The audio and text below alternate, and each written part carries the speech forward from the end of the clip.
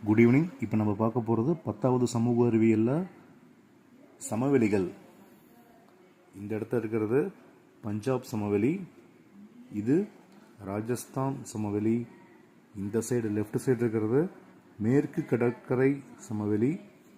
இங்கே கொடுத்துருக்கிறது லட்சத்தீவுகள்.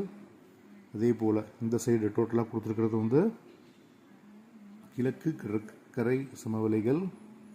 இந்த இடத்துல மேலே கொடுத்துருக்கிறது கங்கை சமவெளி.